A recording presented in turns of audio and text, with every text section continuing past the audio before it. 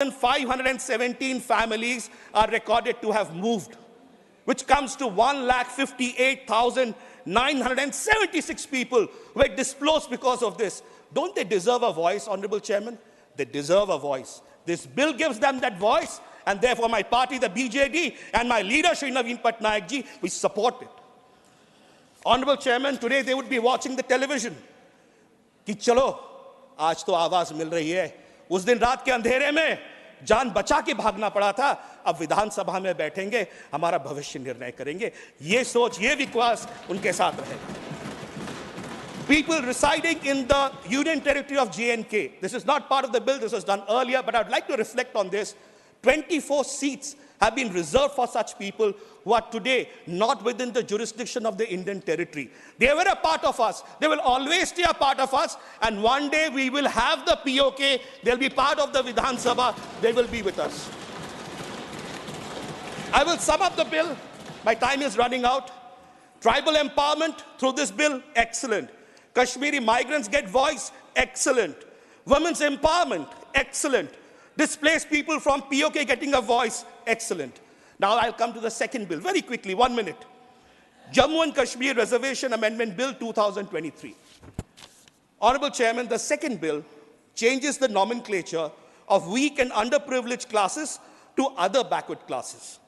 This has been brought on the recommendations of whom? Not the government only. It has been brought on the recommendations of the Jammu and Kashmir Social and Educationally Backward Classes Commission. A commission has gone into it and said, we must have it. So by the commission's recommendation it has come. This is to do away with any confusion in giving out certificates. Any doubts, any confusions would be moved away. And ये सिर्फ नाम के वास्ते नहीं है. This is not the change of name. नाम के साथ सम्मान भी जुड़ रहा है और ये सम्मान की बात है और सिर्फ नाम के वास्ते नहीं सोचना चाहिए, सम्मान के साथ जोड़ के सोचना चाहिए. I'll summarize 30 seconds more. Both the bills stand to empower the people of Jammu and Kashmir. By this bill, we reiterate our stand that the entire country, 1.4 billion people, stand with the people of Jammu and Kashmir. We stood with them, we stand with them, we will stand with them. This is a way towards new Kashmir. This is a way towards Naveen Kashmir. This is a way towards a prosperous, peaceful and strong Kashmir. With these words, on behalf of my leader, Shri Naveen Patnaik ji, and my Biju Janata Dal Party, we support the bills. Thank you. Shri V. Vijay Sai Reddy. Thank you, Chairman, sir. 6 minutes. Yes, sir.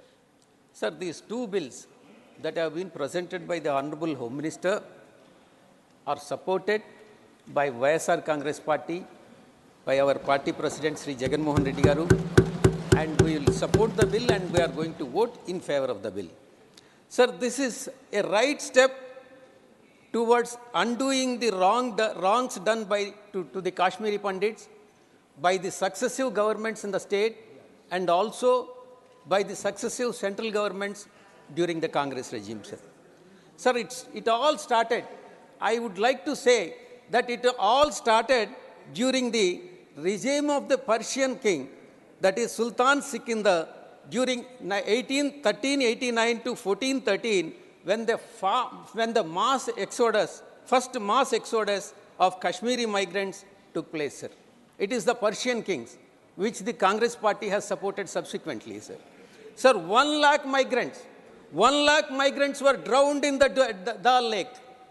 Women were raped. Kashmiri Pandit women were raped. And sir, and they have been sold also.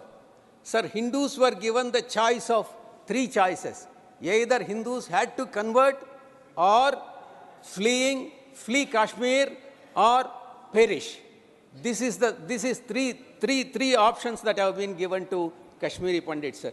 The temples, the sacred temples have been destroyed, demolished, and they were not even allowed to wear sacred thread, that is Janevu, and also tilak. They were not allowed to even to put the tilak also, sir. Because of the tyranny, only 11 Kashmiri migrant families survived during the regime of that Persian king, sir. Sir, since then, 6 exodus of Kashmiri migrants have taken place, each more heinous than previous one, sir.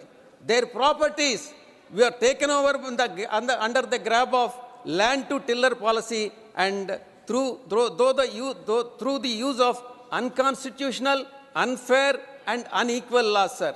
Terrorism has reigned through supreme in Jammu and Kashmir through political violence subsequently, which was aimed at separating Jammu and Kashmir from India and securing its annexation to Pakistan, sir. Sir,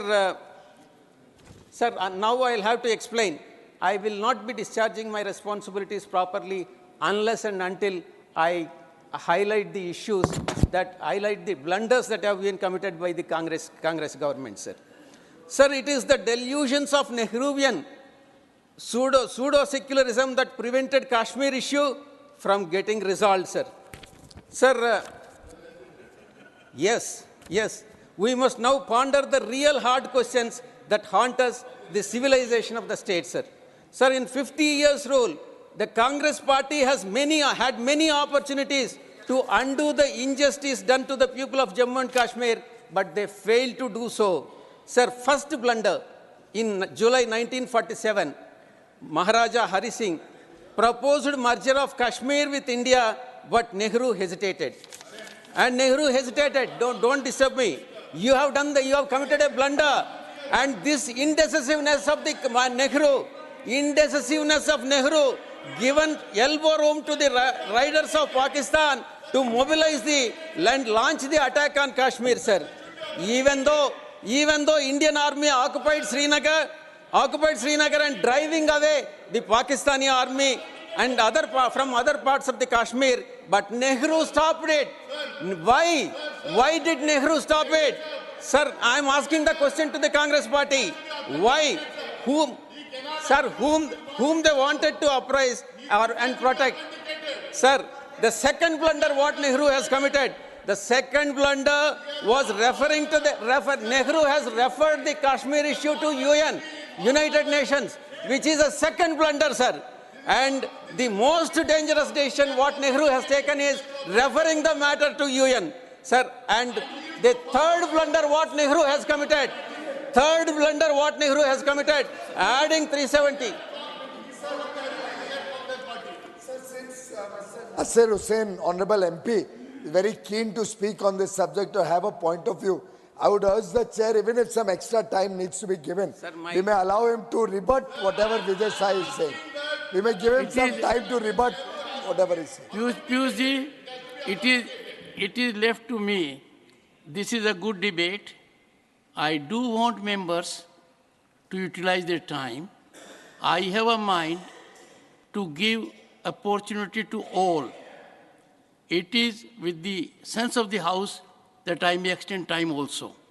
But whom I have to give time may be left to me. Nasir Hussain is more prominently visible to me. Yes, continue. You are making a good point. He wants to rebut, but no one will interrupt. Sir, without interruption. Honorable member, one second.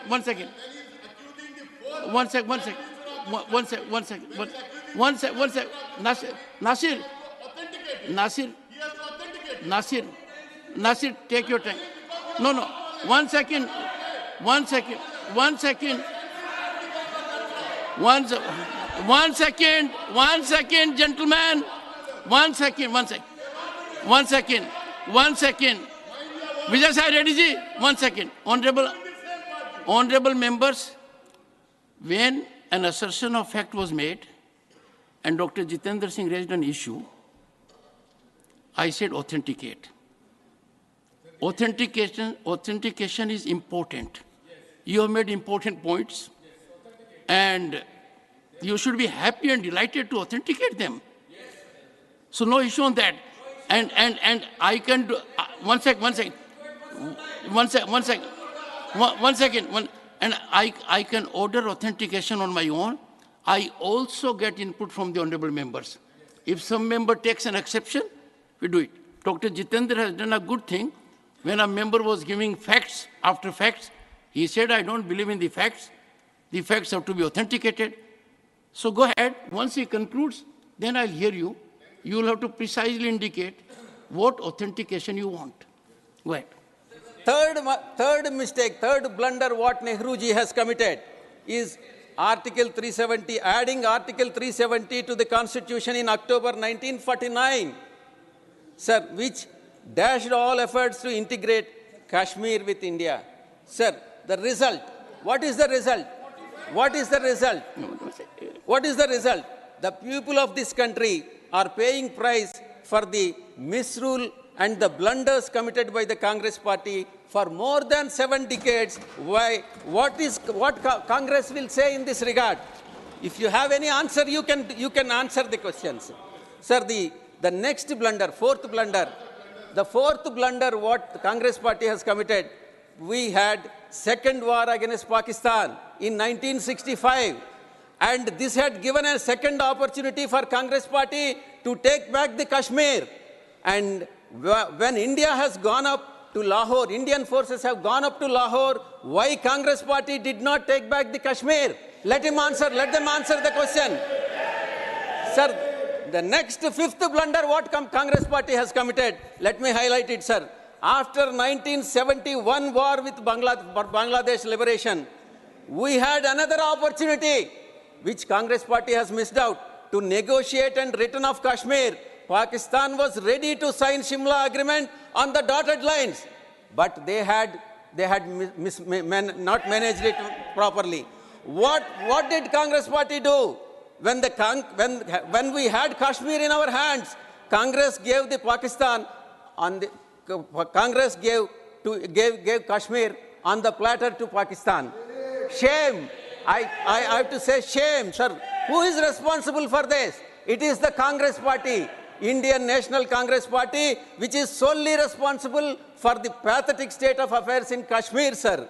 Sir, the indifference and inaction and inability of the Congress party insofar as Jammu and Kashmir is concerned could never move forward from the tragic history, sir. It will remain in the history, and Congress is to be blamed for this, sir. And, sir, there are some two positive developments. And, sir, you have, in fact... continue. Sir, I have no hesitation in saying that the central government, Honorable Home Minister, has taken the right steps in undoing the wrongs of the previous Congress government, sir. Modi ji came to power, and we have moved the Congress party, we have moved from the Congress policy, do Vidhan, do Pradhan, or do Nishan, to new policy of Ek Vidhan, Ek Pradhan, or Ek Nishan. I appreciate, sir. And kudos to Honorable Home Minister and Modi ji. Sir, the abrogation of Article 370, please keep quiet. You speak when your turn comes. The abrogation of Article 370, which is a blunder committed by the Congress party when it was added in the Constitution. Sir, 370 has already begun to show positive results. The abrogation has started showing positive results. Jammu and Kashmir has undergone tremendous transformation in last 4 years, 9 years, sir. Sir, improved law and order, thanks to Home Minister. Decentralization of power, thanks to Home Minister. New infrastructure projects, thanks to Modi government. Sir, revival of economy, thanks to Modi ji government. Sir, agriculture, focus on tourism, investment, agriculture, and renewable energy, sir. Sir, last, sir. One suggestion I would like to make to the Honorable Home Minister, sir. Sir, nomination of POK seats, sir. Very important, sir. Please, Chairman, sir. Chairman, sir. Chairman. Go ahead. Please, sir. Last, one suggestion, sir. Sir, currently, we have 24 seats in POK region which are not going for elections. We are not able to conduct the elections for 24 seats. But there have been no elections to these seats. To rectify the blunder committed by Nehruji, I suggest the government and Honorable Home Minister should make nominations to these 24 seats. Also, those who have migrated from POK to Kashmir, sir. It is not 2 nominated members. It is 24 nominated members who should be present in the Jammu and Kashmir Assembly, sir. These 24 from POK, Thank you, Kashmir, sir. Last one, sir. Sir, ensure stricter implementation of JK migrant immovable property, preservation, protection, and restraint on distress sales, sir, 1997. The Act provides for preservation, protection, and restraint on distress sales of the immovable property of the migrants. So I request the Honorable Home Minister to implement the Act in its letter and...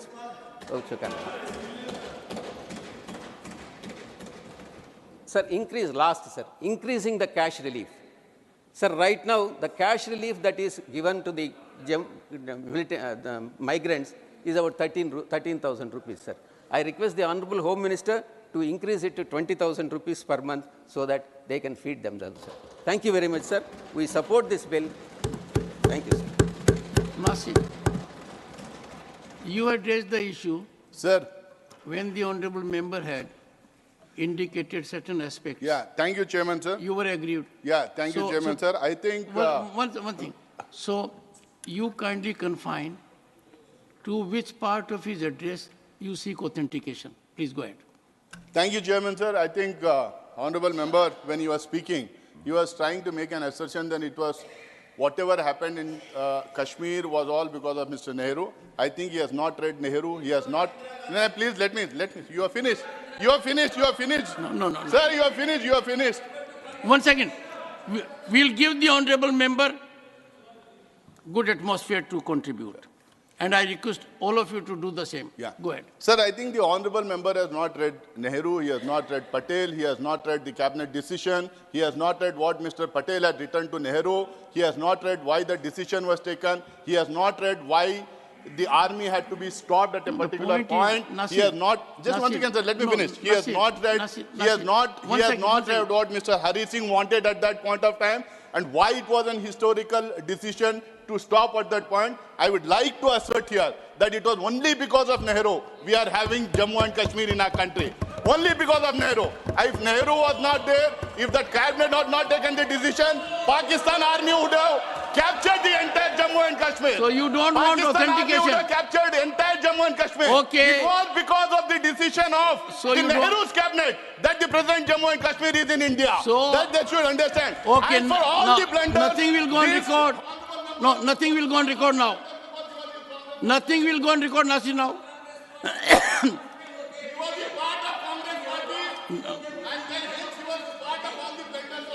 Okay. Nasi doesn't want any authentication. Write it on a piece of paper. Give it to me. Write on a piece. One second. No.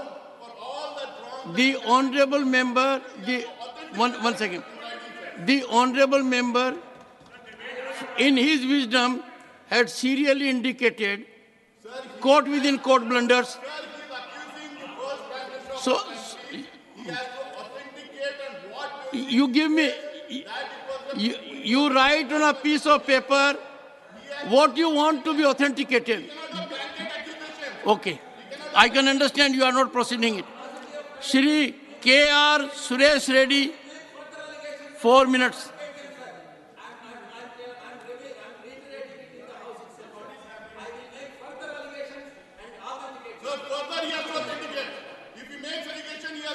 But you are not telling me what does he... The Honorable Member has... One second.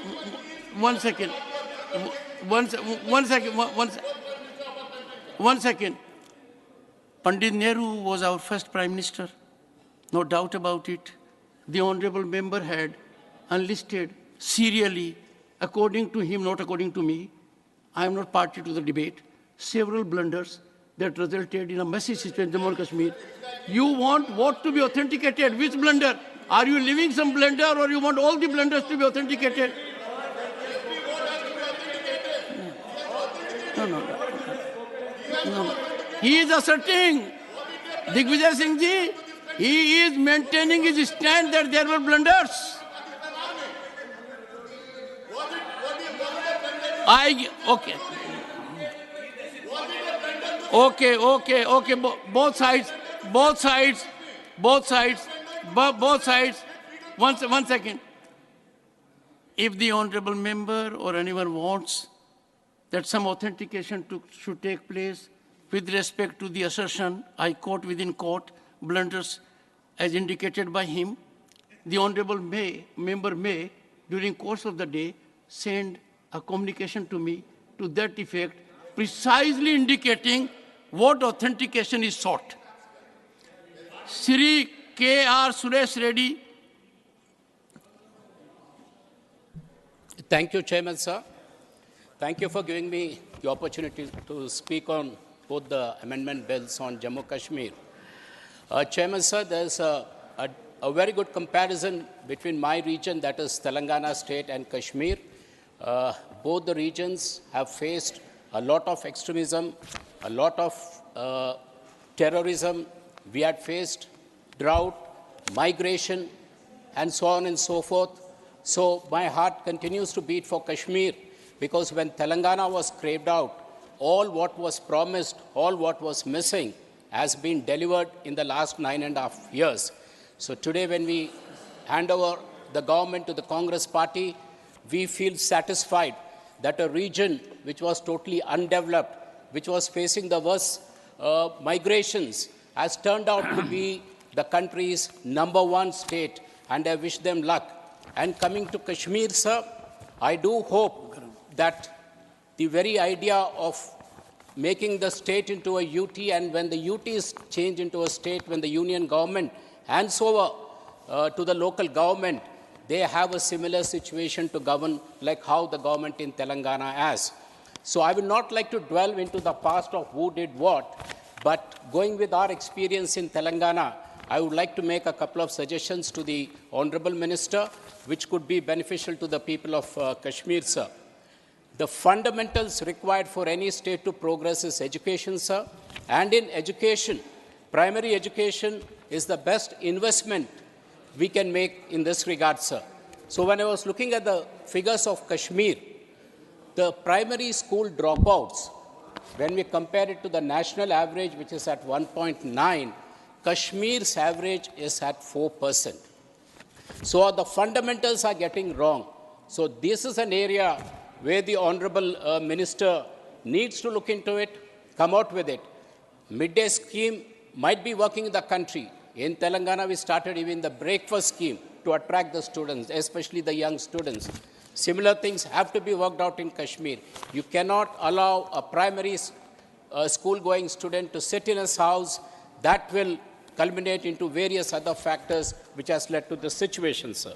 And then as the student progresses from a primary to the higher secondary level, unfortunately, Kashmir again has got in 2021, sir, 21-22 figures say the secondary school dropout is very high in Kashmir.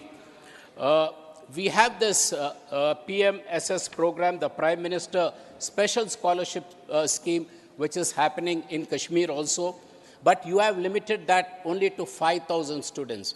This gives a facility, a student in Kashmir, if he passes out in the 12th class, he can go study anywhere in the country. He can study in Hyderabad, he can study in Ahmedabad, he can study in Bangalore. Once he leaves the state and goes to a new state, there's a different perception he develops, different ideas comes in when he goes back. So that quota, you have blocked it at only 5,000. I request the Honorable Home Minister, try to increase the quota. As many number of Kashmiri students who want to go out and study, please give them an opportunity. And as we graduate out of secondary school and once we get into the university level, unfortunately, there is no provision for any of the students to go to any overseas universities. There is no grant from the state government which facilitates that opportunity. There's only scholarship given by some UK-based, Israel-based, where the Kashmiri students get eligible. But there's nothing tangible coming from the government.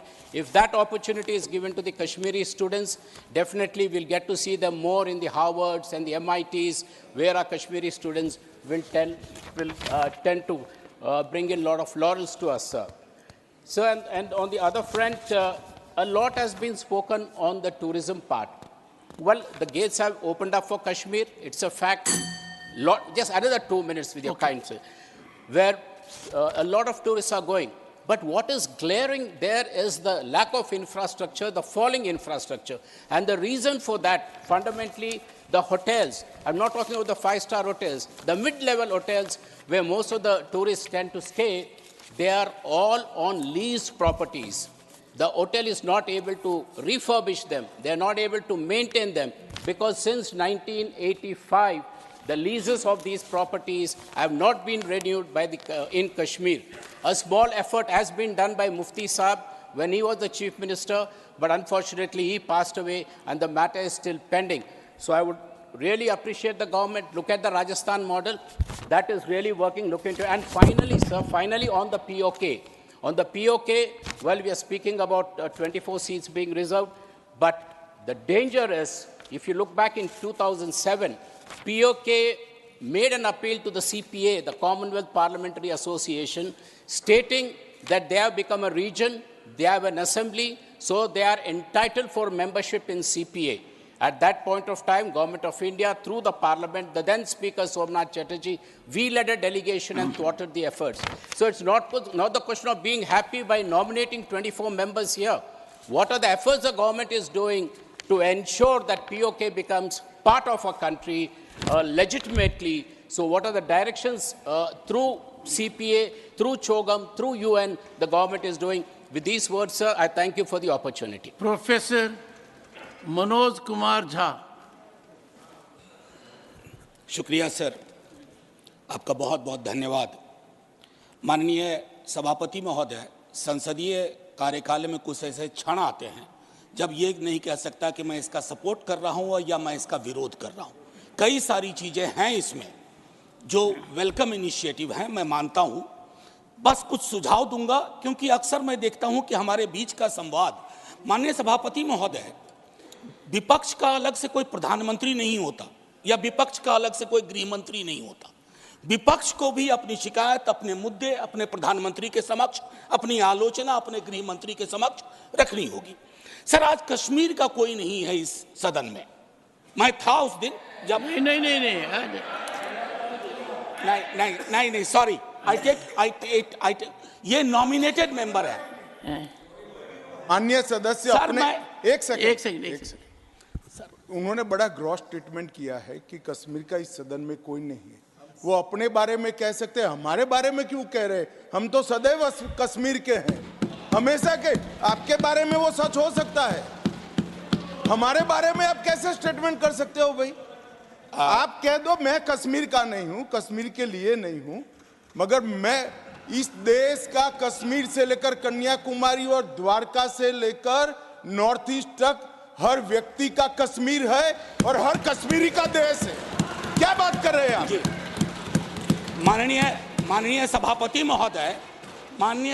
महोदय, सदन की एक व्यवस्था के तहत मैंने ये बात कही थी। वो नॉमिनेटेड मेंबर है, मैं जानता हूँ। माननीय गृह मंत्री जी ने दूसरी बात कही है। सर मैं समझ गया। सर, या तो मुझे बात कहने दी जाए। मैं ये कह रहा था कि जैसे मैं बिहार से चुन के आता हूँ, उस संदर्भ में मैंने ये बात कही थी। देश तो सबका है सर, तिरंगा यहाँ कहीं किसी से छोटा नहीं है सर। मैं सिर्फ इतना कहना चाहता था। माननीय सभापति महोदय, इसमें बहुत अच्छी चीजें, जैसा मैंने शुरू में ही कहा कि विरोध के लिए विरोध करूं ये उचित नहीं है। माननीय सभापति महोदय, महत्वपूर्ण है कि जब हम ये कहते हैं कि ये नॉमिनेशन होंगे, पहले तो मैं तारीफ करूं कि अंडर प्रिविलेज्ड के बदले एक शब्द जो कि कॉन्स्टिट्यूशनली वैलिड टर्म है, अदर बैकवर्ड क्लासेस, आपने उसका इस्तेमाल किया है, तारीफ के काबिल। सर, ये जो नॉमिनेट करने का अधिकार एलजी साहब को है आज की डेट में, कल राज्य बन जाएगा तो गवर्नर साहब होंगे, क्या ये स्टेट असेंबली को डेलीगेट नहीं होना चाहिए? और अगर करना चाहें तो on the aid and advice of, ये व्यवस्था मैं समझता हूं कि होनी चाहिए थी। सर, तारतम्य थोड़ा टूटा है लेकिन फिर भी मैं अपनी बात कहूं। सर, आरक्षण को लेकर के भी हम पीस मील में करते हैं। हर सत्र में मैं देखता हूं कुछ बिल आते हैं। एक समेकित योजना पूरे देश के संदर्भ में हमें इसके लिए बनाने की आवश्यकता है, वो बहुत बेहतर होगा। आज 370 पे फैसला आया और सदन की जिम्मेदारी आज बढ़ गई है। उस फैसले के बाद सरकार की जिम्मेदारी बढ़ गई है। मैं मानता हूं इतिहास, आपने यहां एक फैसला लिया था, तब संसद वहां थी। सर, ये लगभग घिस चुका था, हम भी जानते हैं। लेकिन एक मनोवैज्ञानिक पहलू था। मैं आग्रह करूंगा सरकार से कि उस साइकोलॉजिकल हीलिंग की भी कोशिश होनी चाहिए, और ये हीलिंग हो सकती है सर। मैंने कहा ना कि हिंदुस्तान का मिजाज महासागर वाला है, इसको बस तालाब ना बनाया जाए, महासागर अपने अंदर सब समाहित कर लेगा। माननीय सभापति महोदय, जो कश्मीरी घाटी में रह रहे हैं, गांव में रह रहे हैं, उनको लेकर के भी एक चिंता होनी चाहिए। बाहर हैं, उनकी चिंताएं वाकिफ है, बल्कि विवेक जी ने यह बात कहा कि बुरे से बुरे वक्त में एक बहुत बड़ी आबादी उन्हीं घरों में, गांव में, गलियों में रही, उनका एक्नॉलेजमेंट मैं समझता हूं बहुत आवश्यक है। माननीय सभापति महोदय, अंबेडकर साहब कहते थे कोऑपरेटिव फेडरलिज्म, माननीय प्रधानमंत्री जी भी कई बार उसको दोहराते हैं।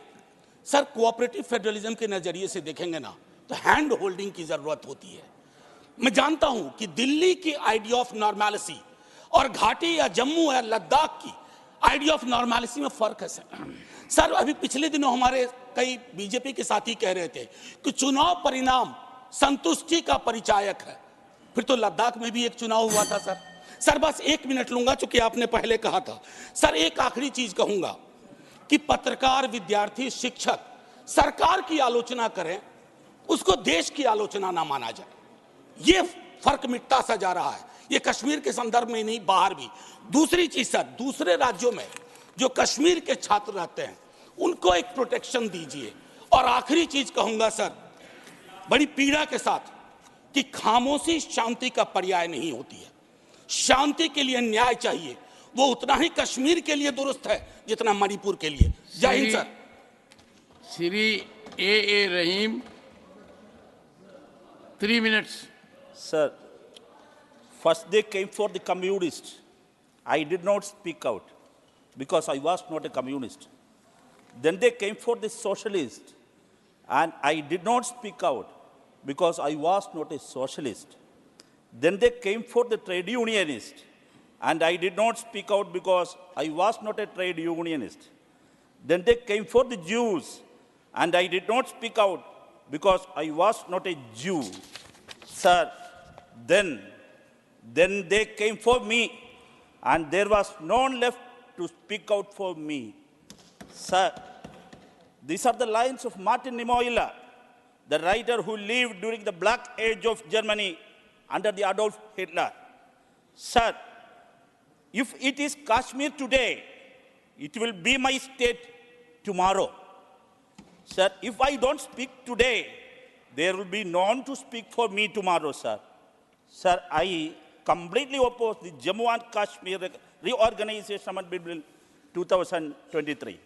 Sir, in the statement of objective and reasons for this bill, the Honorable Minister has said that Kashmiri immigrants and women will be represented in the Assembly. Sir, even after 4 years, no election has been held for the State Assembly, which was dissolved when Article 370 was repealed in 2019. Sir, what the Union government is doing with this bill is writing horoscopes for the unborn child. Sir, what heroic argument did Honorable Prime Minister and Honorable Home Minister preach while repealing Article 370, sir? Terrorism will be eradicated. Peace will be restored in Kashmir. National security will be ensured. And the list goes on, sir. Sir, but what is going on, sir? Sir, Jawans are dying there every month. Does a week go by without reading the news of a terrorist attack in Kashmir, sir? Sir, another claim of the Union government was to ensure national security. Sir, I am not quoting here the words of the former governor of Jammu and Kashmir, which country was shocked to hear. Sir, what the qualification does the BJP government have to talk about the national security? Sir, our parliament, the sanctum of the Indian democracy, has been attacked only once in the history. Who ruled at that time, sir? Yes.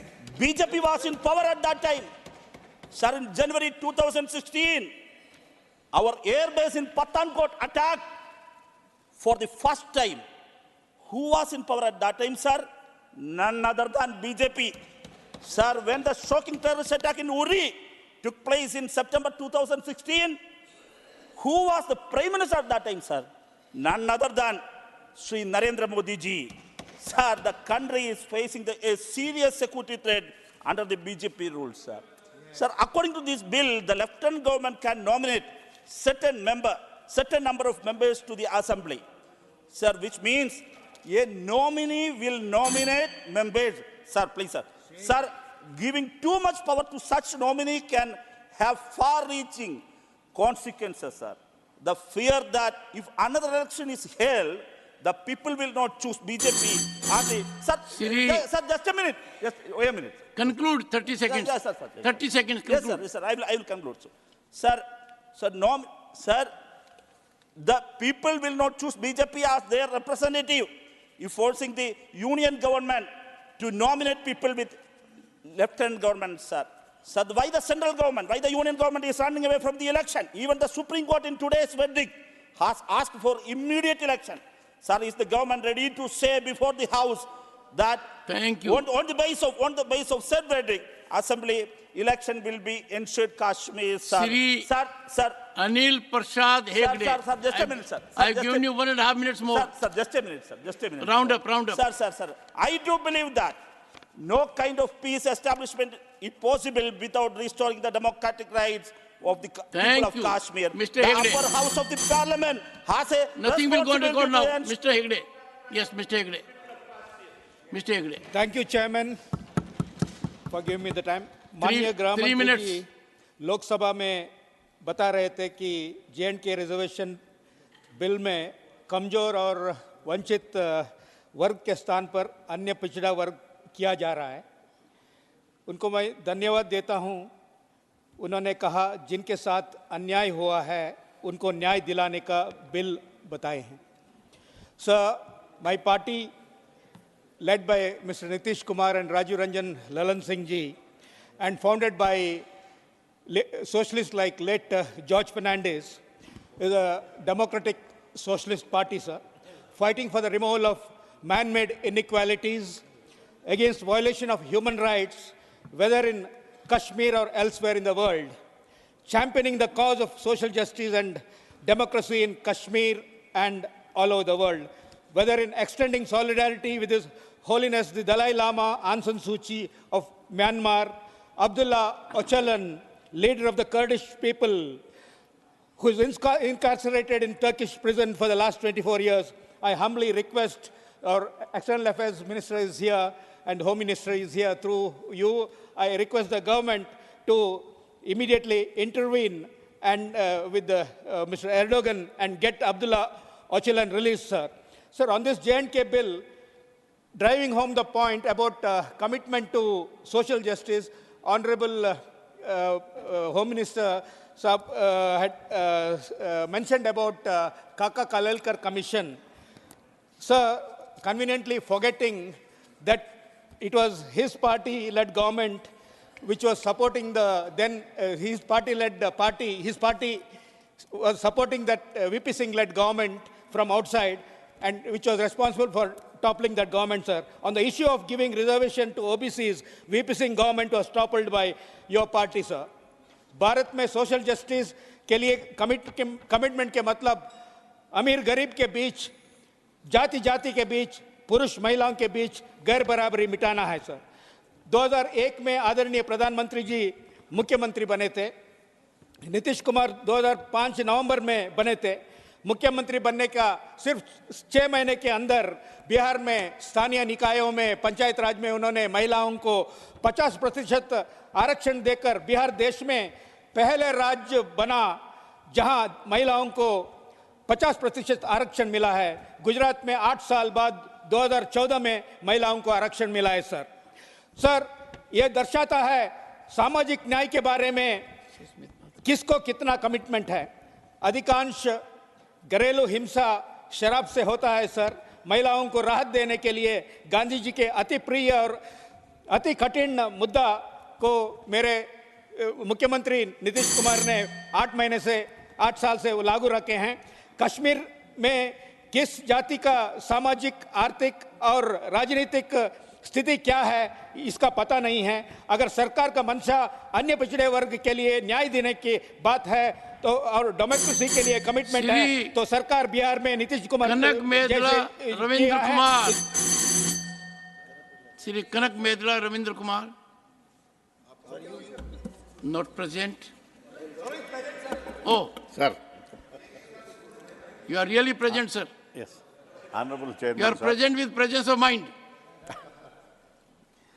I am very thankful you, sir, for giving this opportunity to speak on Jammu and Kashmir Reorganization Amendment Bill 2023 and Jammu and Kashmir Reservation Amendment Bill 2023.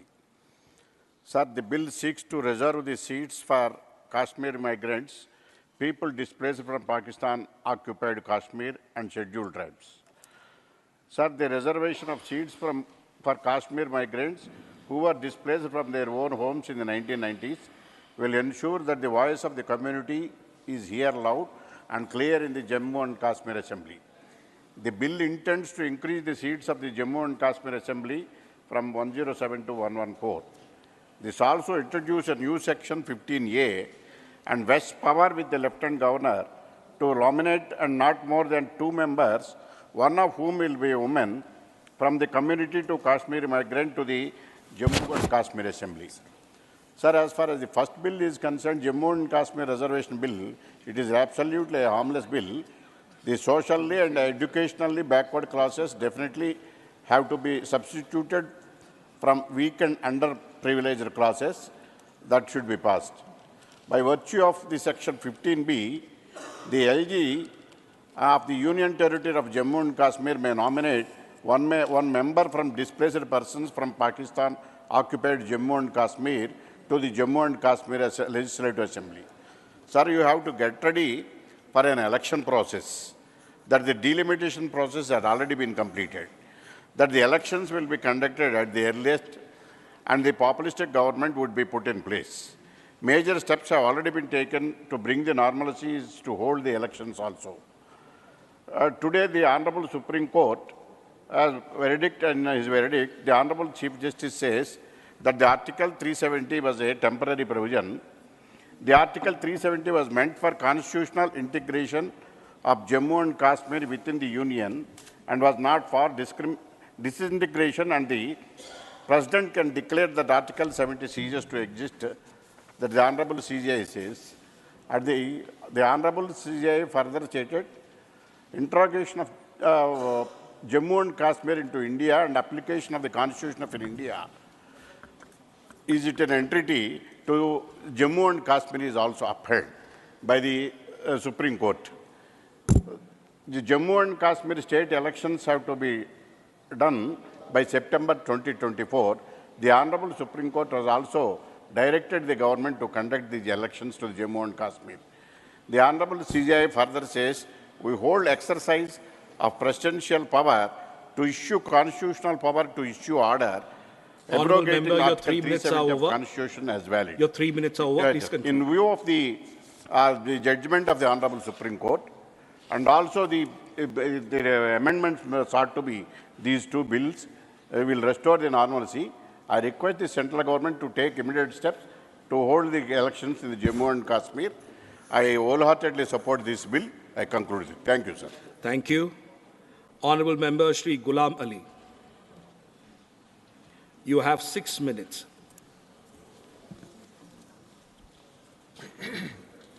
Respectable Deputy Chairman, sir.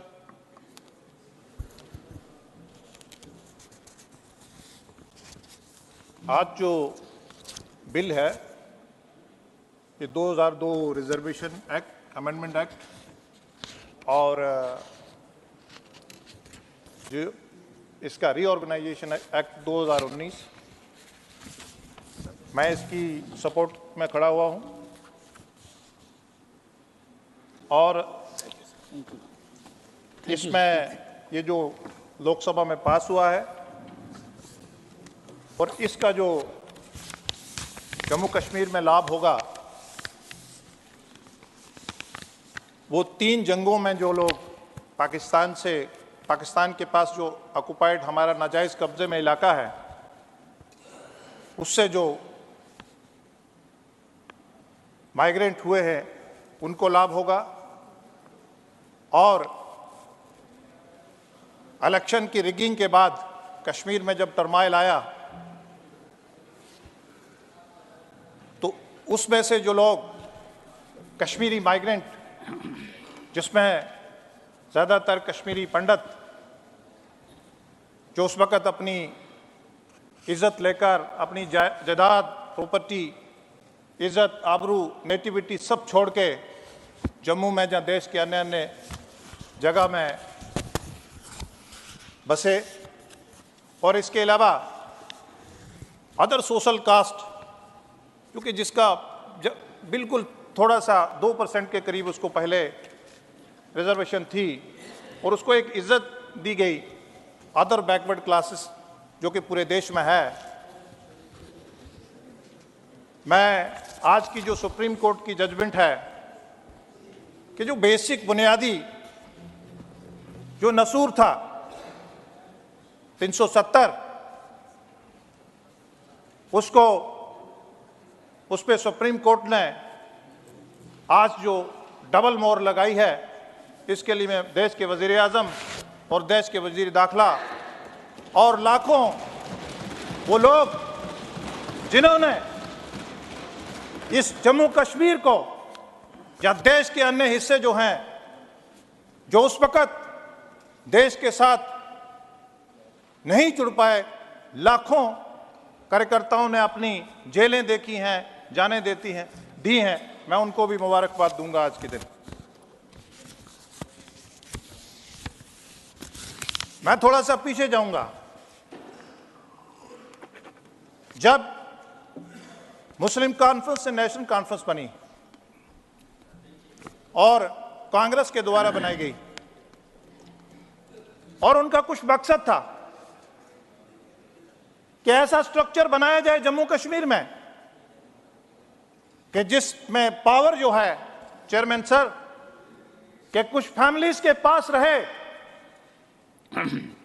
और intentionally जानबूझ के unilateral cease fire करा, और जिससे PoJ के और हजारों की तादाद में लोग अपने घर बार, फैमिली, जमीन, जायदाद, अपनी मजहबी इबादतगाहें छोड़ के घर में जुगी यहाँ जम्मू में आके, जहाँ देश के अन्य अन्य हिस्सों में जुगी झोंपड़ियों में बसे। और मैं इसके साथ सीओ के, अगर उस वक्त के ये गलतियां नहीं होती तो करगिल की जो इतनी शहादतें हुई हैं, जो करगिल युद्ध नहीं, ये पॉसिबल ही नहीं था। मैं आपको ये बताना चाहूंगा कि पूरे तौर पर, मोटे तौर पर कांग्रेस ने वहां हुकूमत करी है, जहां अपनी, आप कांग्रेस में से आप उसको बड़ा बेटा कह लीजिए, नेशनल कॉन्फ्रेंस पीडीपी, जहां बाकी लोगों ने ज्यादातर हुकूमत करी है, और 370 जो कि एक नसूर था, लेकिन उससे वो चीजें देश की ले जाते थे जिससे कुछ फैमिलीज को फायदा होता था। और कभी भी उनको किसी ने नहीं रोका था कि हमारी बहनें अगर जम्मू कश्मीर की हद से बाहर शादी कर लेती थी तो उनको जमीन पे, जायदाद पे हक नहीं था, हक उनका कट जाता था। हालांकि उनको शरीयत इजाजत देती है, शरीयत भी इजाजत देती है मालिकाना हकूक पे, लेकिन चेयरमैन सर, बदकिस्मती यह है कि जो भी वहां सत्ता में रहे, जो भी उनको सूट करा, अपनी पीढ़ी दर पीढ़ी, नस्ल दर नस्ल ट्रांजिशन के लिए वो उन्होंने कानून बनाए। यहां अगर आप रिगिंग की बात करें, अगर रिगिंग नहीं होती, अगर 87 इलेक्शन में रिगिंग ना होती तो आज कश्मीर जो है उसमें अमन होता। उस रिगिंग की वजह से वो कश्मीर की विरासत, वो कश्मीरी पंडित जो कश्मीरी मुसलमान भाई को पढ़ाने वाला, वो उसको अरबी पढ़ाने वाला, वो उसको फारसी पढ़ाने वाला, चेयरमैन सर, उसके बड़े बड़े साइंटिस्ट बड़े बड़े अपनी इज्जत लेके रातों रात एक दहशतगर्दी के साए में, जम्मू की गर्मी में और यहाँ फरीदाबाद और देश के कई जगह और पूरी दुनिया में मेरे भी उस्ताद रहे हैं जब मैं इंजीनियरिंग कर रहा था, और मैंने वो वक्त देखा है कि कैसे एक उभरती सिविलाइजेशन, एक दुनिया की बेहतरीन सिविलाइजेशन ने अपना घर छोड़ के और आके अपनी एक उसकी जिंदगी गुजारना पड़ी। चेयरमैन सर, अभी शुरुआत है, मुझे मैं जम्मू कश्मीर का इकलौता हूं। कुछ और ले लीजिए सर।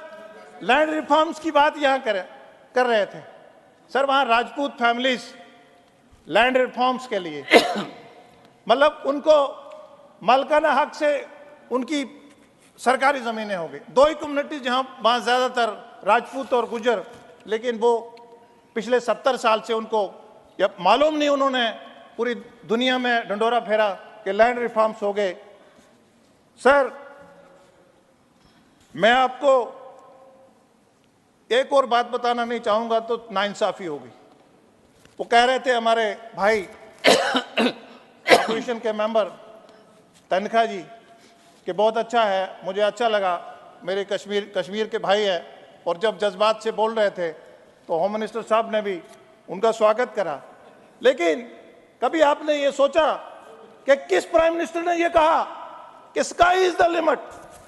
चेयरमैन सर, कश्मीर के लोगों में दोहरी जहनियत क्रिएट करी, कश्मीर के नौजवान में के दिमाग में दोहरी जहनियत क्रिएट करी ताकि वो टू बी और नॉट टू बी के चक्कर में रहे। वो कभी ऐसे शासक कांग्रेस ने उनको कभी भारत का बनने नहीं दिया। आज एब्रोगेशन के बाद आज उनमें धोबिता नहीं है। सर, जम्मू से कश्मीर से लोग भाग रहे थे, 2014 से पहले लोग भाग रहे थे, लोग हिमाचल में प्रॉपर्टी खरीद रहे थे, फॉरेन में जा रहे थे। लेकिन जैसे ही नरेंद्र मोदी जी देश के वजीर आजम बने और देश के वजीर दाखिला जब अमित शाह जी बने, तो सर आज लोगों के जहन में जहनी ठहराव है। आज जिसकी एक दुकान थी, आज उसकी 2 दुकानें हैं। जिसका एक होटल था, वो दूसरा बना रहा है। आज जिसका खेत छोड़ के भाग रहा था, वो अपनी खेत में खेती कर रहा है। सर, बात क्या है? बात बर्दाश्त नहीं हो रही है कि अमन कैसे आ गया। हम तो लाशों में Z++ पे रहते थे और कुछ ही लोगों में। सर आज अमन है। मैं कल कश्मीर गया, यहाँ सैटरडे को। सर, आज बच्चे, मैंने खेत में, मैंने प्लेग्राउंड में, स्कूल के प्लेग्राउंड में मैंने बच्चे खेलते देखे। सर ये बच्चों से पत्थर मरवाते थे और उनकी जहनियत खराब करते थे। सर, इनसे पूछिए कि इन्होंने कश्मीर के नौजवान का एक किस्म का इन्होंने कत्ल करा है। सर आज मैं गवर्नेंस की बात कर रहे थे यहाँ, आज मेरा भाई बिजली की बात कर रहा था। अरे हमें थैंक्स होना चाहिए होम मिनिस्टर साहब का। अरे जम्मू कश्मीर के बारे में सियासत मत करिए। अरे आज अमन है वहां। अरे आप लोग भी तो बड़े 30 साल के बाद गुलमर्ग में खेलने गए, गुलमर्ग में सैर व तफरी करने गए। कल तक आपको कौन चढ़े थे? कल तक आप साए के उसके नीचे थे। अरे कल तक 100 रुपया चेयरमैन सर जाता था और 10 रुपए लगते थे। आज स्टेट की बात क्यों करते हैं ये? आज नरेंद्र मोदी जी देश के वजीर आजम हैं। आज सर, अगर सरपंच के अकाउंट में अगर 23 लाख कुछ हजार जाता है तो सर 23,000 कुछ लाख ही जाता है। किसान के अकाउंट में अगर 6,000 जाता है, साल का 6,000 ही जाता है। सर, बचौले खत्म हो गए। सर टेंडर एक टेंडर 5 लाख का होता था और वो 2 करोड़ पे खत्म होता था। सर, आज पंचायत में 50,000 के लिए भी टेंडर होता है। सर, ये इनको देखना पड़े। अब आंखें देखती नहीं। सर, कैसे आंखें देखेंगी? मैं सर वेस्टर्न राजस्थान में गया, मैं वहां एक मंत्री थे, तो मैंने कैंपेन में पूछा उसको, अपने किसी कार्यकर्ता को, मैंने कहा क्या बात है? कहते जनाब कोई सेंट्रल स्पॉन्सर स्कीम आई। कहते साहब को मंत्री साहब। मैंने कहा सेंट्रल स्पॉन्सर स्कीम आई। कहते उनके भाई पंचायत प्रमुख, उनसे बात करेंगे। मैंने कहा कोई और पानी की दूसरी स्कीम आई। कहते नहीं, उनके दूसरे भाई जो है वो जिला प्रमुख है। मैंने कहा कोई और स्कीम आई, कहते उनसे बात करेंगे। सर देखने वाली आंखें चाहिए, हमें मैं से हम में आने के लिए समय लगता है सर। सर 10,000 वोट पे एमपी, सर आज हम बर्दाश्त नहीं करते। 3 टायर में सर ब्लॉक बीडीसी ब्लॉक प्रमुख, आज 14 लीडर एक जिले में बने, हमें लीडरी बर्दाश्त नहीं। आज डीडीसी चेयरमैन, आज ट्राइबल रेजिडेंशियल स्कूल, आज सर इनको कैसे बर्दाश्त होगा सर? क्यों बर्दाश्त होगा सर? कश्मीरी पंडितों का, मैं रेफ्यूजी का बात कर रहा था सर हमने 70 साल के बाद 5.5 लाख दिया सर। किसने रोका था? किसने 370 उधर को लेने में थोड़ी रोकता, मतलब जो मर्जी वाला ले गए सर। वो जो वहां से आए हुए ना, जो माइग्रेंट होता है उसी को मालूम है सर। फॉरेस्ट राइट्स एक्ट, आज जंगलात कहता जी अभी इंप्लीमेंट नहीं हुए। अरे अट्रोसिटीज एक्ट सर, दुनिया भर के सर, मैं क्या करूं कि delimitation commission sir, backward commission sir, एक कॉन्स्टिट्यूएंसी का सिर कहीं पैर कहीं, मुझे कौन सी सूट करती है सर यहां नहीं सर। यूनिलेटरल सीज फायर के बारे में अगर मैं कह देता आपको तो सर बड़े इन्होंने इसलिए करा था कि हमारी हेजमनी रहे सर। कहीं सर इन्होंने कश्मीर के कश्मीरी को भी, वहां कश्मीरी नहीं सब उसको भी गुजर बोलते हैं सर। पहाड़ी या गुज्जर या डोगरा तो दूर की बात है सर। ये मैं मुबारकबाद दूंगा नरेंद्र मोदी जी को कि कम से कम सर आज इतने सर टूरिज्म की बात 2 crore sir, 2 crore tourism sir, 10 चीजों को जीआई टैग सर टूरिज्म के लिए।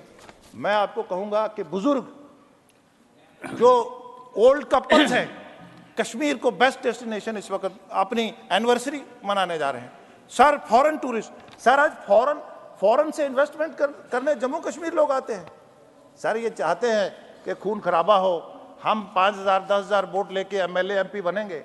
अरे भूल जाओ, वो वक्त चला गया, अब वो वक्त आने वाला नहीं है, वो दफना दिया, अब वो नहीं आएगा।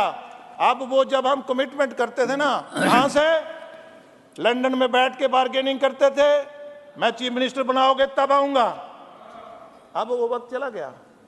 अरे इतनी रेस, मुझे बड़े अफसोस की बात है। अब मैं डॉक्टर फरूक साहब को कहूंगा कि अब बार्गेनिंग अब लंदन से नहीं होगी, अब OBC.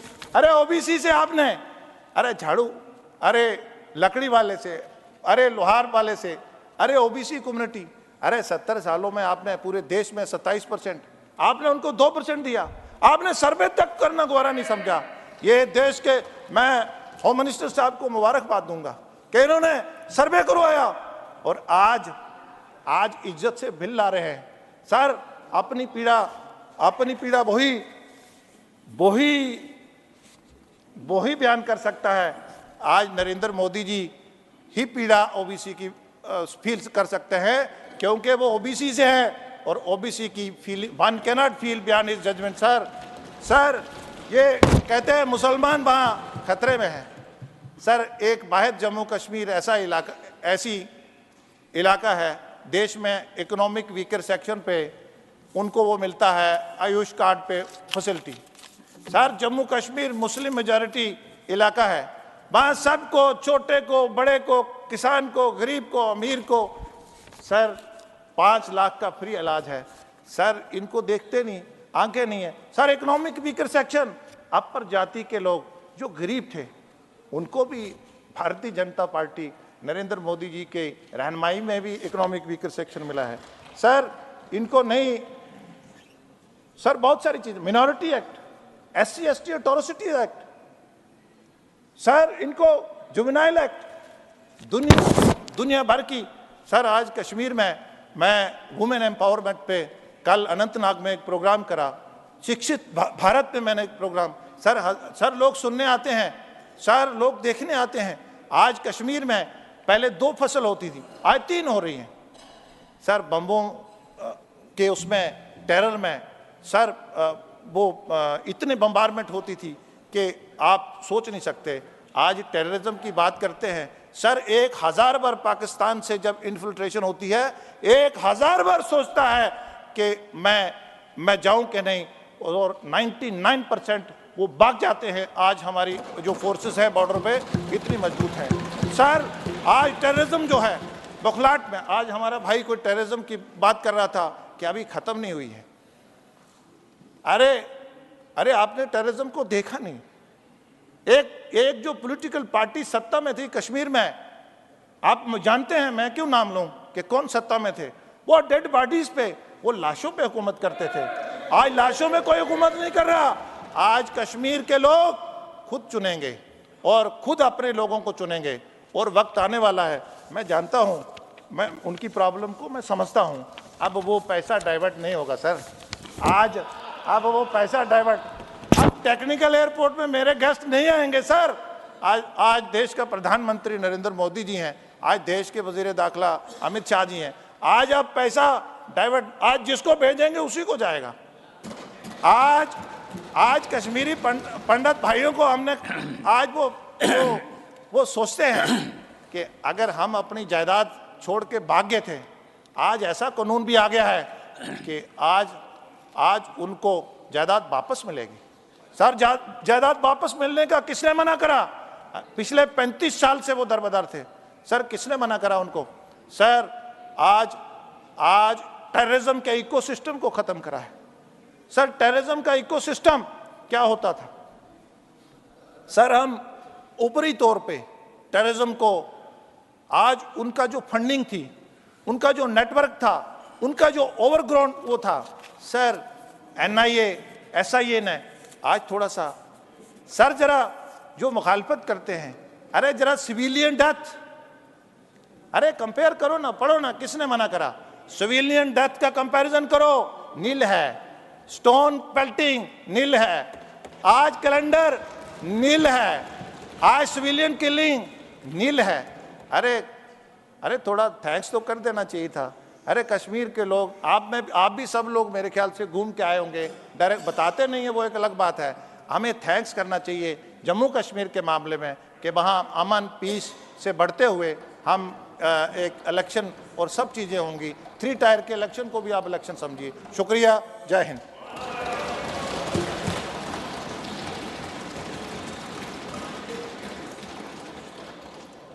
Shrimati Rajni Ashok Rao Patil, ma'am 4 minutes, 4 minute. धन्यवाद सर। पहले वाले स्पीकर ने आदेश के अनुसार ज्यादा समय कहा था कि और बढ़ा देंगे। धन्यवाद सर। आप मालूम है मुझे देंगे, आप मुझे 2 मिनट। बोलिए सर। जम्मू कश्मीर के आर्टिकल 370 के एब्रोगेशन के बाद जो भी बिल आया है, रिजर्वेशन का हो, रीऑर्गेनाइजेशन का हो, उसके ऊपर बोलने के लिए मैं यहाँ खड़ी हूँ।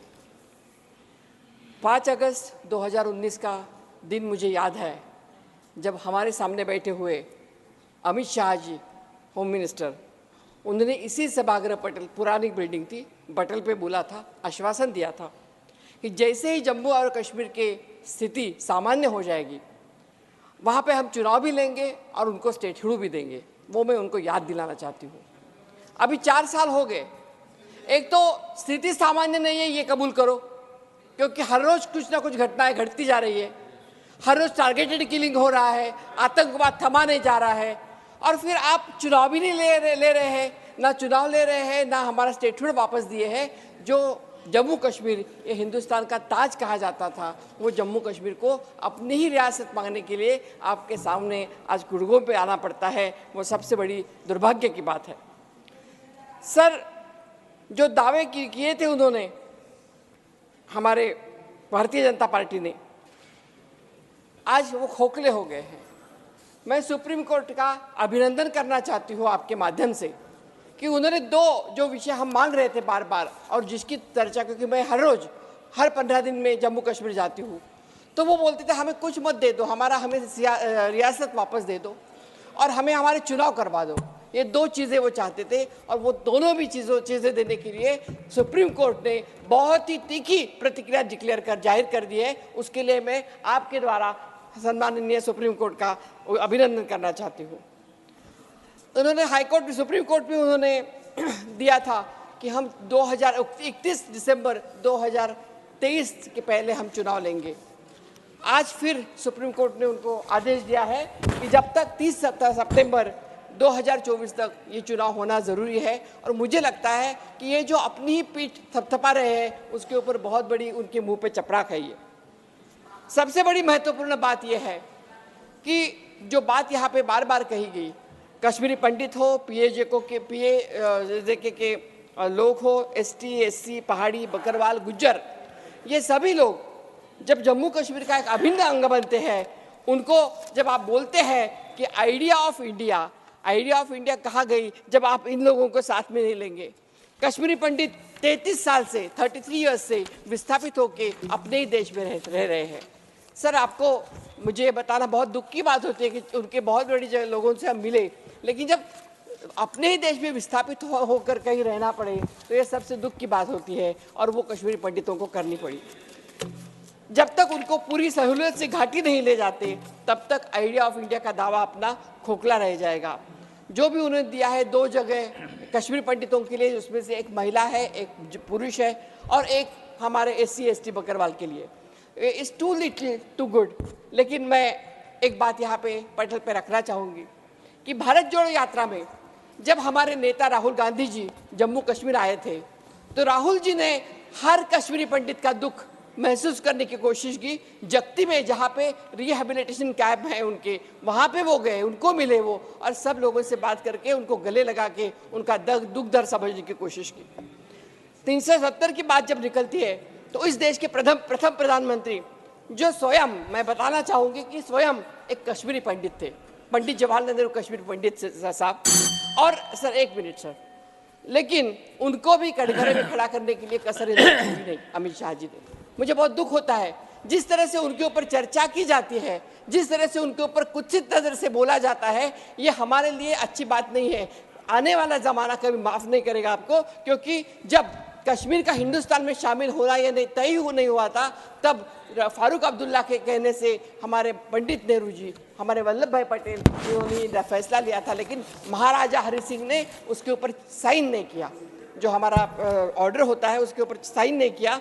तो इसलिए फिर जब तक जम्मू कश्मीरी जो पाकिस्तान के जो लोग हैं कबाइली, वो जब तक एयरपोर्ट तक आ गए थे तब उन्होंने बोला कि अभी मैं साइन करता हूँ। फिर साइन करने का निर्णय लिया गया और ये कबाइली लोगों के साथ फिर उन्होंने एक हमला कर दिया। सर, जम्मू कश्मीर को अगर इस देश का अभिन्न अंग बनाने का श्रेय अगर इस देश में किसको जाता है तो मैं सभी आपको नम्रता से कहना चाहती हूँ कि सिर्फ और सिर्फ पंडित जवाहरलाल नेहरू है जिनकी वजह से जम्मू कश्मीर हमारे हिंदुस्तान में आया। और ये सच है। अगर सच नहीं सुनना पसंद करोगे तो मत सुनो, लेकिन सिर्फ पंडित नेहरू जी ने ही जम्मू कश्मीर को अपने स्टेट देश में संलग्न कर दिया। हमारे परिवार में, हमारे परिवार में जब कोई पुरुष बहुत अच्छा काम करता है, जब वो बूढ़ा हो जाता है तो उनके जो बच्चे होते हैं, उनके बच्चे होते हैं, वो बोलते तुमने हमारे लिए क्या किया, और पूछते हैं। हमें भी सबको अनुभव आता है, इतना बेचारे ने किया होता है, पूरे घर के लिए, बच्चों के लिए किया होता है, उनको ही आप आग दिखाओगे और पूछोगे कि आपने हमारे लिए क्या किया, तो ये सही बात नहीं है। कम से कम उनकी अवहेलना मत करो, इतना ही मेरा यहाँ पे कहना है। आंतरिक सुरक्षा के लिए 2 मिनट में कहूँगी सर मैं। आंतरिक सुरक्षा जो है, जिसके बारे में बड़े बड़े दावे इन लोगों ने किए हैं, लेकिन ज़्यादा पीछे नहीं जाते हुए मैं बोलूँगी कि फरवरी 2021 में स्वर्गीय आकाश मेहरा, जो श्रीनगर के मशहूर कृष्णा ढाबा का मालिक था, वो आतंकी हमले में मारा गया। गुलाम अली साहब, मैं सब लिस्ट दे देती हूँ आपको कितने लोग मारे गए। वो मार्च 2025 लावेपुरा में एक आतंकित हमले में 3 जवानों की शहादत हुई। मार्च के महीने में म्युनिसिपल काउंसिलर और एक जवान सिपाही को अपनी जान गंवानी पड़ी।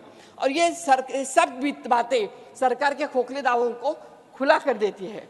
सर, कांग्रेस का नाम लेते हैं, लेकिन जब अत्यंत कठिन परिस्थिति थी। और जब आतंकवाद का थैमान मच रहा था तब श्रीनगर में हमारे कितने लोग मारे गए कश्मीर कांग्रेस के, इसका अगर लिस्ट आपको चाहिए है तो मैं ऑथेंटिकेट कर दूंगी। सबसे ज़्यादा कांग्रेस के लोग इसमें, मंत्री, स्पीकर सब मरे हैं उसमें। और हमारा कांग्रेस का खानदानी हम था, डीएनए ही यहाँ ऐसा है कि हमारे यहाँ हर एक ने जान दी है इस देश के लिए, चाहे वो इंदिरा जी हो, चाहे वो राजीव जी हो, हर एक ने जान दे दे कर यहाँ तक यहाँ आइए। और ये आजकल के बच्चे पूछते हैं कि तुमने हमारे लिए क्या किया। अरे ये देश अगर खड़ा है, ये देश में आप बोल रहे हो, इस देश में आप बोल रहे हो, तो ये हिम्मत, ये ताकत आपको कांग्रेस पार्टी की वजह से मिली है, ये आप डिनाई नहीं कर सकते। मिलिटेंसी के टाइम में आप कहाँ थे तब? सरकार के दावों को झुटलाते हुए बहुत मासूमों ने अपनी जान गंवाई। सर, इन्होंने बोला, गुलाम अली साहब का मैं ध्यान से देख रहे थे क्योंकि अपने गवर्नमेंट, अपने सदन में एकमात्र सदस्य है कि जो जम्मू कश्मीर से आता है, जम्मू से आते हैं। पहले तो मैं उनको नहीं जानती थी, अभी मुलाकात हो गई तो उन्होंने बोला कि अभी एक दुकान था, 2 दुकान हो गए, ठेकेदारी बढ़ गई। अरे ठेके किसको देते हैं गुलाम अली साहब?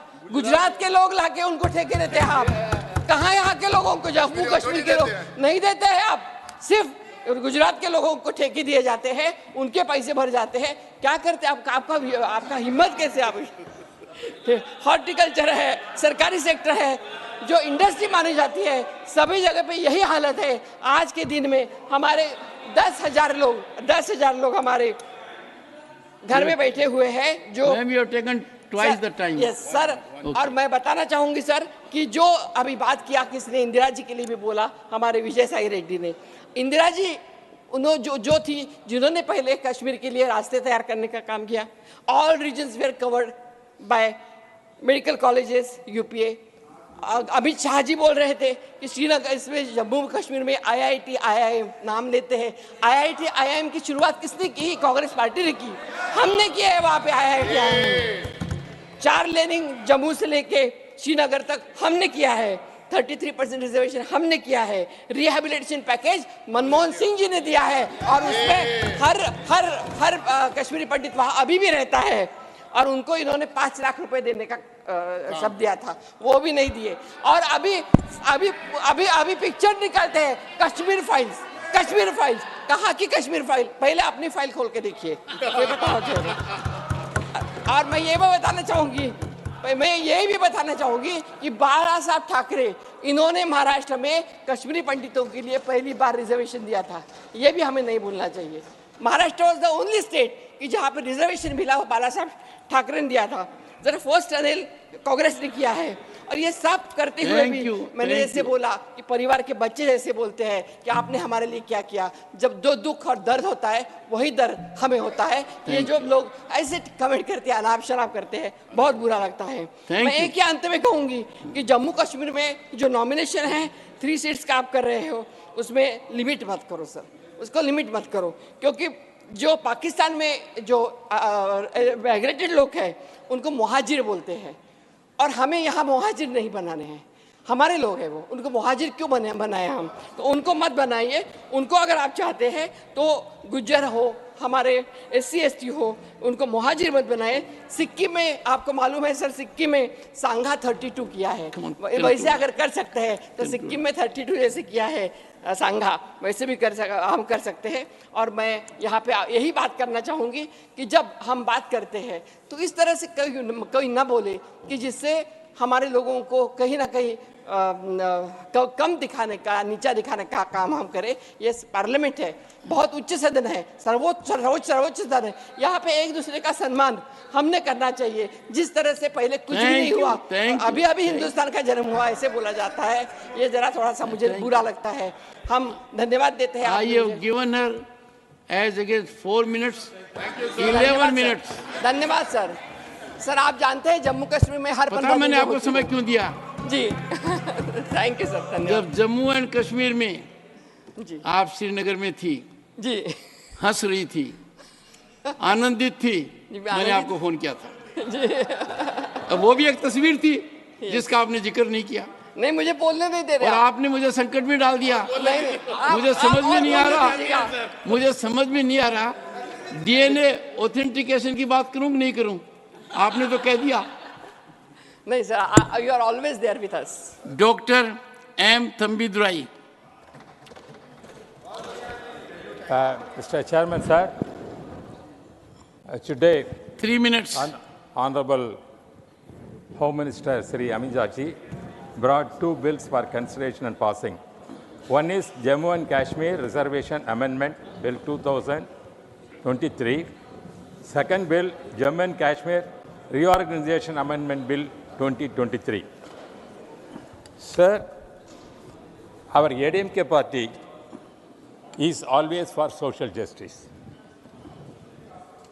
Because in this bill, they brought one aspect regarding other backward classes declared as by government from time to time.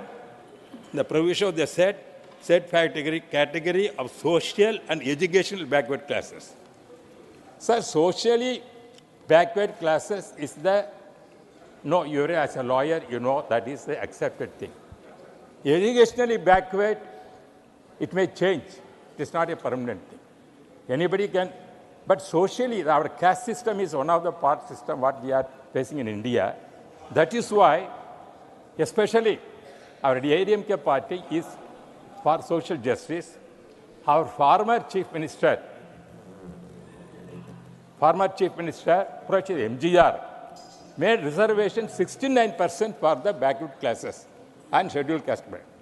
Same way, our former Chief Minister, Amma Jayalalitha also insisted to get the social justice, the reservation for backward classes, socially backward classes and scheduled tribe and made included in the 9th schedule of this constitution as given.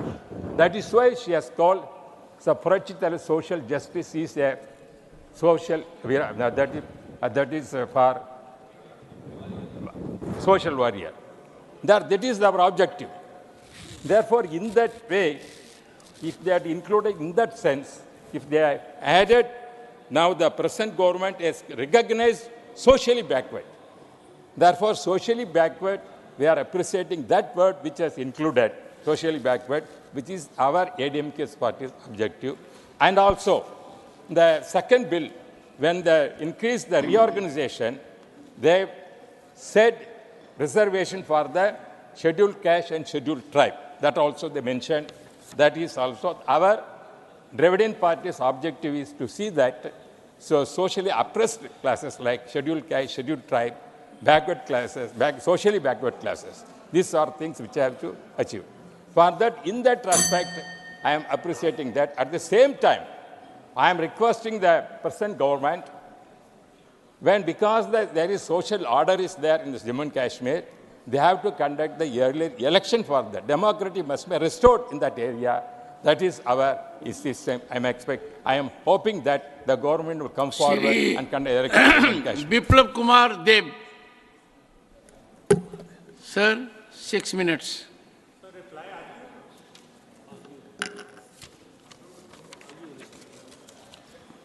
माननीय सभापति महोदय, मैं ये bill द्वय को समर्थन में खड़ा हुआ हूँ। मुझे अपने समय 6 मिनट दिया है और मैं इस कश्मीरी पंडित के साथ साथ जो हिंदुस्तानियों को वहाँ निर्मम तरीके से अत्याचार करके मार दिया गया है, बहुत सारी बच्चियों को, माताओं को, बुजुर्गजन को, उस आत्मा को स्मरण करते हुए मेरे 6 मिनट से 1 मिनट मैं ओम शांति के नाते देना चाहता हूँ। मैं उस आत्मा को स्मरण करना चाहता हूँ। विस्थापित हुए, दुनिया में बहुत विस्थापित होते हैं, किंतु जम्मू कश्मीर में जिस तरीके से कश्मीरी पंडित को विस्थापित किया गया, उसका जो दर्द है वो हम सभी लोगों को उसका एहसास करना चाहिए। बिल आते जाते रहते हैं। ये 2 अमेंडमेंट आए हैं, उसमें आरक्षण है, इसके बारे में विस्तारित बात हुई है, किंतु हमारे न्यू जनरेशन को इस उस सदन से आज मालूम चलना चाहिए जो कश्मीरी पंडित के साथ और बाकी सब लोगों के साथ उस समय क्या हुआ था, क्यों हुआ था।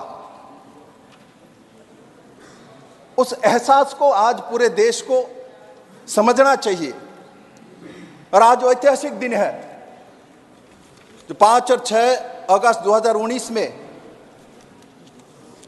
जो 370 और आर्टिकल 35 को विलुप्त कर दिया गया है सदन के माध्यम से। इसके लिए मैं माननीय प्रधानमंत्री जी और गृह मंत्री जी को धन्यवाद देना चाहता हूं। साथ ही साथ आज ऐतिहासिक दिन इसी के लिए क्योंकि माननीय सुप्रीम कोर्ट ने उसमें मोहर लगाया, उस समय जो सिद्धांत लिया गया था वो सही है। 70 साल लगा इस आत्माओं को स्मरण करने के लिए, इनके साथ न्याय करने के लिए। हम मानवाधिकार कमीशन की बात करते, मानव अधिकार की बात करते हैं।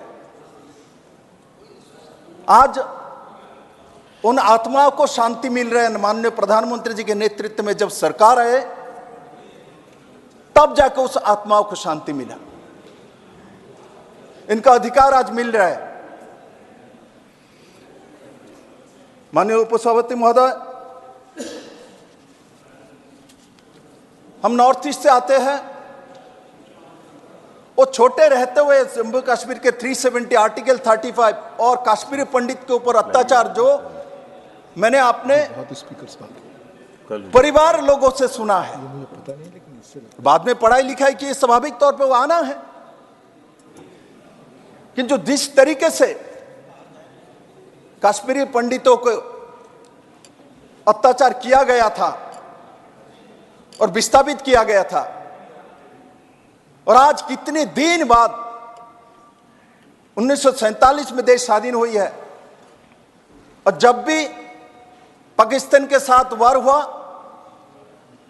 चाहे 71 का हो चाहे 62 का हो, और देश स्वाधीन जब 1947 में हुआ तब हो, तब बार बार उस कश्मीरी पंडित, जैन, बौद्ध, सिख, इन सभी लोगों के ऊपर अत्याचार कर करके इनको उस जहां हमको भूस्वर्ग जिनको हम मानते हैं, हमारा मुकुट मानते हैं, भारत का ताज मानते हैं, इनको बार बार एक दहशतगर्द में और जो सोच में बैठे हुए लोग थे, मैं नाम नहीं लूंगा किसी का, उनके कारण से हमारे देश के संविधान, हमारे देश की अस्मिता, हमारे देश की महिला, हमारे देश के बच्चे, हमारे देश की सोच, हमारे देश के सनातन, सबको लगातार खत्म कर दिया गया है।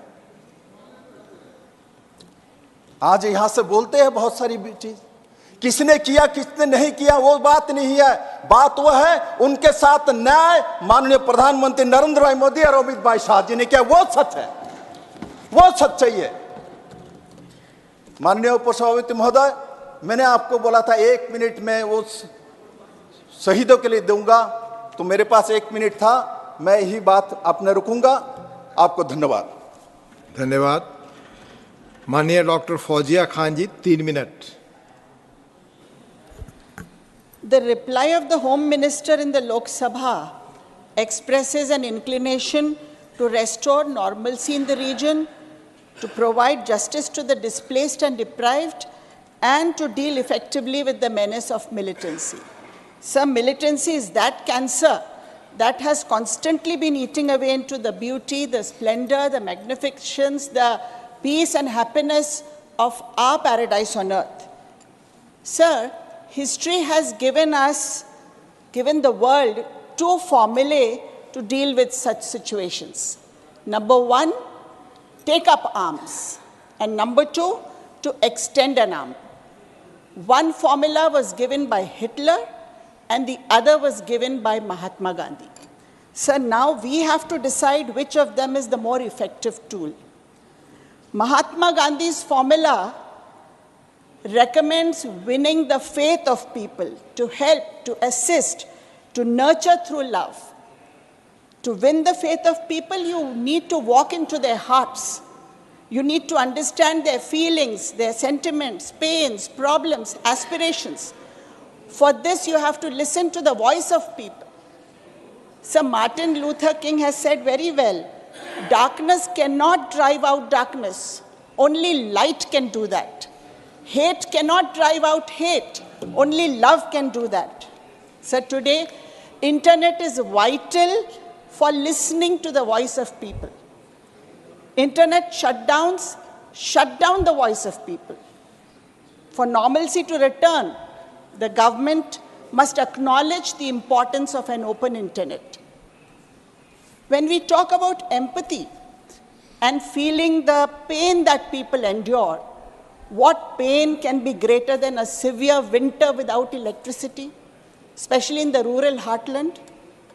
So my last point, this area has seen massive political and communal conflict, the repercussions of which are still being felt across generations, not just by the displaced, and the deprived, but also by the rest of the population. It has left the region with a huge mental health burden, sir.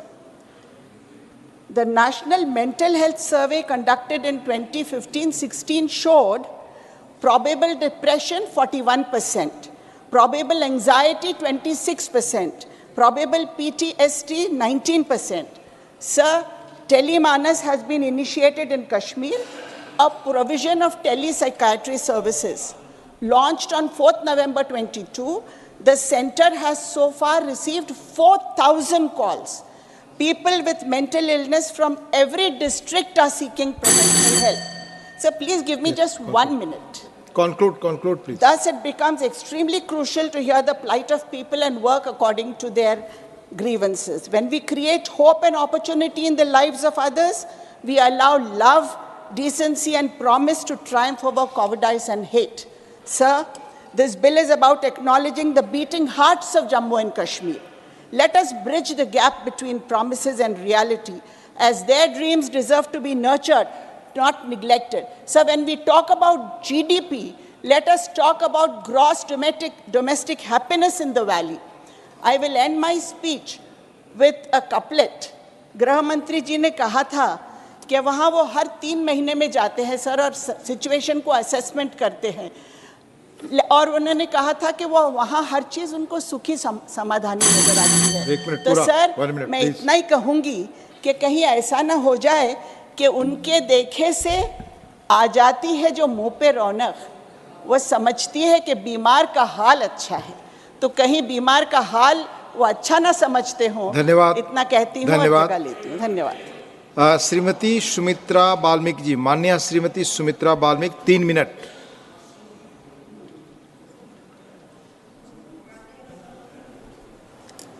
माननीय महोदय, करती हूँ कि आज एक महत्वपूर्ण जम्मू कश्मीर आरक्षण और जम्मू कश्मीर पुनर्गठन संशोधन विधेयक 2023 जैसे महत्वपूर्ण न्यायप्रिय विधेयक पर मुझे बोलने का अवसर प्रदान करने के लिए मैं आपका बहुत बहुत धन्यवाद करती हूँ। महोदय, पहले तो मैं माननीय मोदी जी को धन्यवाद देना चाहूँगी कि आज न्याय की जीत हुई है, मोदी जी के जन भावनाओं की जीत हुई है। आज उच्च न्यायालय ने भी धारा 370 के पक्ष में निर्णय देकर बहुत बड़ा उपकार किया है। देश आज़ाद होने के बाद भी 70 सालों में वहाँ समाज की आधी आबादी महिलाओं को न्याय नहीं मिला। घुट घुट कर जीवन व्यतीत करने वाली महिला और पुरुषों को जन्म देने वाली महिलाओं को न्याय नहीं दिया गया, जिनकी लगातार अनदेखी की गई है। यह कहूँ कि उन पीड़ित महिलाओं को शादी होने के बाद अपनी जन्मभूमि से बेदखल कर दिया जाता था, उनकी परिवार की मूल जड़ों से उन्हें समाप्त कर दिया जाता था।